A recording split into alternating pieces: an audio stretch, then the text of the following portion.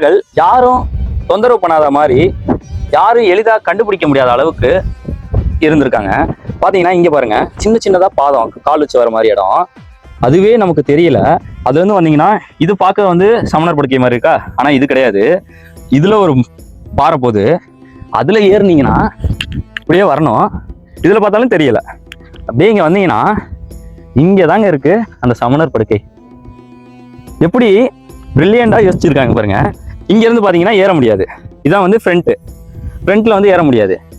அப்போ வந்து இங்கே இருக்கிறதே யாருக்கும் தெரியாது. இவங்க தங்கி ஓய்வெடுத்து இங்கே தான் வந்து பல வேலைகள் பார்த்துருக்காங்க. இதெல்லாம் தெரியுது அந்த கட்டு. இந்த கட்டு எல்லாம் மழை தண்ணி. மழை காலத்தில் வந்து இங்கே தண்ணி வந்து இந்த பாறையில் ஒழுகுனுச்சுன்னா அங்கே தூங்கிட்டு இருப்பாங்க. அங்கே தூங்கும் போது அவங்களுக்கு தொந்தரவாக இருக்கும். அதனால பார்த்தீங்கன்னா மழை தண்ணி வரக்கூடாதுன்னு அப்போவே பாறை நல்லா குடஞ்சி இந்த தண்ணி இங்கேயே விழுந்துடும்.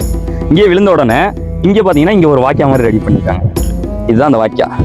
அப்படியே இந்த வாய்க்காலேயே பார்த்தீங்கன்னா இங்கே வந்து இப்படியே இது வெளியில் பின்புறமாக போயிடும். ஸோ இது மழை முழுக்க இங்கே பாருங்க, மழை தண்ணி இப்படியே வந்து இதில் போகுது. இப்போயுமே அந்த தடையம் இருக்குது பாருங்க. மழை